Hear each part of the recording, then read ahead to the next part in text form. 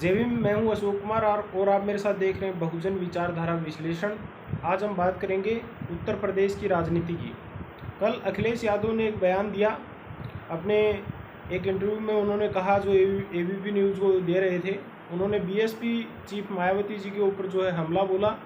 और उन्होंने कहा कि भाई जो बीएसपी की जो नेता हैं, जो पूर्व मुख्यमंत्री हैं मायावती जी, वो जो है बीजेपी के दबाव में हैं और बीजेपी की जेल में मायावती जी बंद हैं। और इसके साथ साथ उन्होंने ये भी कहा कि मुझे पता है कि उस जेल का जेलर कहाँ मौजूद है।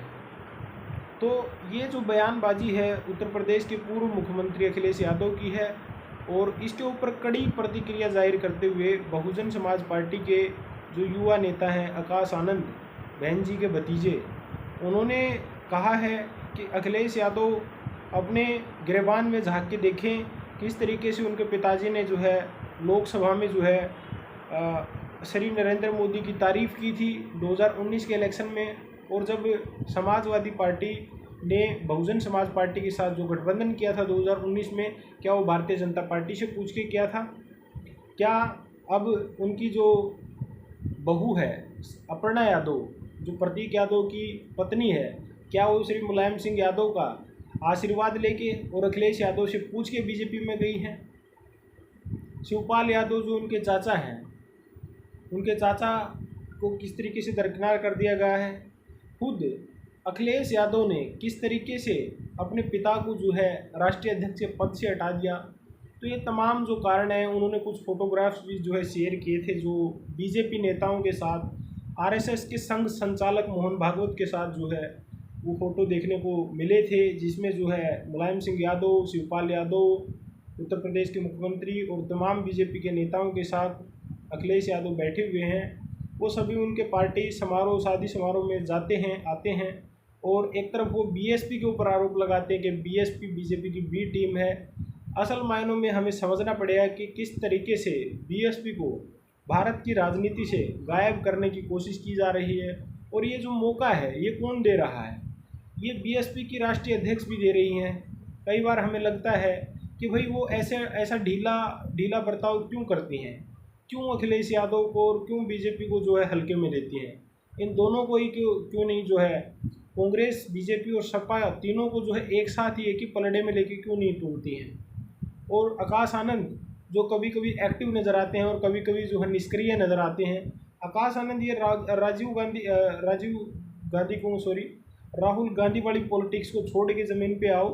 आप लोगों ने जो टारगेट निर्धारित किया है कि एक विधानसभा से हम 75,000 सदस्य बनाएंगे, उन सदस्यों को बनाओ, 75,000 पर्चियाँ गलियों में जाके काटो, तब पता चलेगा कि बहुजन समाज की जो राजनीति है वो कैसे चलती है, कैसे बहुजन समाज के लोगों के बीच में जाना पड़ता है, उनके बीच में जाके अपनी पैठ बनानी पड़ती है, समाज के सुख दुख में शामिल होना पड़ता है। लेकिन आप ना तो एसी कमरे से बाहर निकल के राजी हैं, ना ही अपनी एसी की गाड़ी से बाहर निकल के राजी हैं।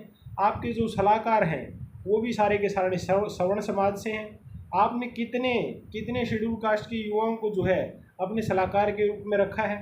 आप उसी ढर्रे पे चल रहे हैं जिस ढर्रे पे जो है रिपब्लिकन पार्टी ऑफ इंडिया चल रही थी। रिपब्लिकन पार्टी ऑफ इंडिया ने इसी तरीके से इन्हीं पैटर्न्स पे चलकर अपना आधार खो दिया था। आज बहुजन समाज पार्टी एक सीट पर है। क्या इसके अखिलेश जिम्मेदार हैं या फिर इसके मोदी जिम्मेदार हैं या योगी जिम्मेदार हैं? इसका जिम्मेदार बहुजन समाज पार्टी है। बहुजन समाज पार्टी के नेता हैं जो हमेशा ही बीएसपी अध्यक्ष को जो है एक भ्रम में रखते हैं कि आप जीत रहे हैं, हमारे पास वोट है, फलाने समाज का आदमी हमारे लिए प्रचार कर रहा है, अमित शाह ने बोल दिया है प्रचार कर रहा है, अब उसके साथ गठबंधन हो गया है तब ये ठीक हो जाएगा। ऐसा कुछ होने वाला नहीं है। बहुजन समाज पार्टी जो है आज राष्ट्रीय पार्टी बची तो है, परंतु राष्ट्रीय कहने के नंबर्स नहीं है उसके पास। नंबर्स होना बहुत ज़रूरी है। लोकतंत्र में नंबर्स की ही वैल्यू है। लोकसभा में, राज्यसभा में, विधानसभाओं में, कितने राज्यों में आपके पास विधायक हैं, इस बात के लिए आपको सोचना पड़ेगा। अभी कुछ साथी जो है कह रहे हैं कि भाई आकाश आनंद जी को जो है स्वीकार कर लिया जाए, बहन मायावती जी को जो है उनकी गलतियां ना बताई जाएं। बहन मायावती जी को उनकी गलतियां कोई और बताएगा तो क्या उनको अच्छा लगेगा? या उनके घर के लोग जब उनको कह रहे हैं कि भाई यहाँ गलतियाँ हो गई हैं, तो क्यों नहीं बहुजन समाज पार्टी में सुधार किया जा रहा है? क्या बहुजन समाज पार्टी को जो है नस्ते नाबूद करके रख दोगे आप लोग? या फिर बहुजन समाज पार्टी को समाज की धरोहर मान के समाज का पैसा लगा है उसमें, समाज का जीवन लगा है उसमें, और समाज के उन सभी लोगों ने अपना खून पसीना लगाया उसमें, जिस खून पसीने से मानवर कांशीराम जी ने, उनके त्याग से ये पार्टी खड़ी हुई थी। आज बहन मायावती ने जो है वो राष्ट्रीय अध्यक्ष हैं, भतीजा जो है वो राष्ट्रीय कोऑर्डिनेटर है, भाई जो है श्री आकाश आनंद जी वो जो है राष्ट्रीय उपाध्यक्ष हैं, उनकी भाभी जी को भी कोई पद मिल गया है। तो ये कैसा मूवमेंट है। अब अखिलेश यादव आज ये आरोप लगा रहे हैं, कल बीजेपी, कांग्रेस और तमाम सारे दल बीएसपी के ऊपर जो है परिवारवाद का आरोप लगाएंगे, तब बीएसपी के पास अपने बचाव करने में जो है क्या है कुछ। जिस बीएसपी को कभी संघर्ष और त्याग से जाना जाता था, आज उस पार्टी को जो है परिवारवाद से जाना जाता है। और ये सिर्फ हमारी समस्या नहीं है। लोग कहते हैं कि आरजेडी का अपना लाल है, सपा का अपना लाल है, जेजेपी का अपना लाल है। भाई उनके लाल हो सकते हैं, उनकी अपनी निजी पार्टियां हैं। ये पार्टी किसी निजी व्यक्ति की नहीं है, ये पार्टी एक समाज की है। ये उस समाज ने अपने पैसे से खड़ी की है। आप ही लोग कहते हो कि भाई हम समाज से पैसा लेते हैं, हम पूंजीपतियों से पैसा नहीं लेते हैं। तो ये आपको ही देखना पड़ेगा कि हमें हमारे समाज हित में काम करना है या सिर्फ हमें व्यक्तिवादी होके रहना है। तो व्यक्तिवादी राजनीति से ऊपर उठ के समाज को जो है व्यक्तिवादी राजनीति से ऊपर उठ के विचारवादी राजनीति की तरफ बढ़ना पड़ेगा। बहन मायावती से भी गलतियां हो सकती हैं, नेताओं से भी गलतियां हो सकती हैं, कार्यकर्ताओं से भी गलतियां हो सकती हैं, परंतु सुधार की जो गुंजाइश है उसको मिटने मत दीजिए, वरना एक दिन ऐसा आएगा कि कुछ नहीं बच पाएगा। आप झूठे कसीदे पढ़ते रह जाएंगे कि बहन मायावती का त्याग है, कांशीराम जी का त्याग है, उनका त्याग है। भाई उन सभी ने त्याग करके ही तो कुछ बनाया था। आज हमने सारों ने मिलकर जो है मिट्टी में इसको मिला दिया है। क्या दोबारा वो मकाम नहीं हासिल करना है जिन मकामों से बीएसपी को जो है पूरा देश जानता है। आज बीएसपी की जो हालत है बहुत ही चरमराई हुई है, और बीएसपी आज उस स्थान पे आ गई है कि टीएमसी भी आगे निकल गई है, तृणमूल कांग्रेस। अभी नॉर्थ ईस्ट में एक नई पार्टी बनी है, National People's Party, Pema Khandu की राष्ट्रीय पार्टी बन गई है। और आने वाले जो समय में बहुजन समाज पार्टी को अगर वो नोटिस याद नहीं है तो मैं याद दिला देता हूँ, 2014 में जो आया था बहुजन समाज पार्टी को नोटिस आया था, सीपीआई को और एनसीपी को नोटिस आया था कि अगर आप लोगों ने अपनी परफॉर्मेंस को अच्छा नहीं किया तो आपकी जो राष्ट्रीयता है ये रद्द हो जाएगी। जब आपकी पार्टी राष्ट्रीय पार्टी नहीं रहेगी, आपको फिर से राष्ट्रीय पार्टी के लिए संघर्ष करना पड़ेगा। अभी भी 2 साल बचे हैं। कसीदे पढ़ना छोड़ के अपने नेताओं को भ्रम से बाहर निकालो और उनको ज़मीन पे उतारो, वरना ये ना तो पार्टी बचेगी ना विचारधारा बचेगी। और बीजेपी और उसका जो संगठन है आरएसएस, उनकी जो प्रतिज्ञा है, ज़्यादा समय नहीं बचा है। 2025 में वो लोग भी जो है 100 साल पूरे कर रहे हैं।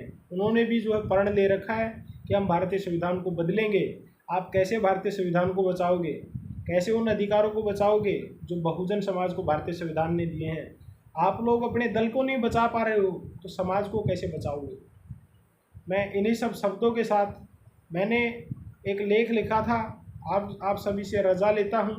उम्मीद करता हूँ बहुजन समाज पार्टी में आप लोग सुधार करोगे और आइंदा जो दूसरे राजनीतिक दल हैं इस तरह की जो छुट भैया बातें करते हैं, इन लोगों को भी जो है बहुजन समाज पार्टी के जो कार्यकर्ता हैं, नेता हैं, उचित जवाब देंगे। क्योंकि आप लोग मौन रहते हो, आप लोग वेट करते हो कि कौन जवाब देगा। आपको ही जवाब देना पड़ेगा और कोई बाहर से नहीं आएगा। टेलीविज़न मीडिया उनको खुद जवाब नहीं देगा आपकी तरफ से। बहुजन समाज पार्टी के कार्यकर्ता, वोटर सपोर्टर होने के नाते आप सभी की नैतिक जिम्मेदारी बनती है कि बहन मायावती के साथ साथ उसके पीछे उसके ट्वीट को तो आपको दोहराना ही है, उसके साथ साथ उनकी गलतियों को भी बताना है और उनकी गलतियों को ढकना छोड़ दो। ये आपके लिए भी फ़ायदेमंद रहेगा और बीएसपी के लिए भी फ़ायदेमंद रहेगा। इन्हीं सब शब्दों के साथ जय भीम, जय भारत। वीडियो को लाइक करें अगर पसंद आए तो। अगर आपने अभी तक हमारा चैनल सब्सक्राइब नहीं किया तो सब्सक्राइब करें और वीडियो को ज़्यादा से ज़्यादा शेयर करें। और वो लोग जो एक दूसरे को गद्दारी का सर्टिफिकेट बांटते हुए फिरते हैं, वो लोग भी सावधान हो जाएं, क्योंकि आने वाले समय में उस गद्दारी के लिस्ट में आप लोगों का भी नाम शामिल होगा। जय भीम, जय भारत। जय मानवर काशीराम, जय संविधान। Thank you so much.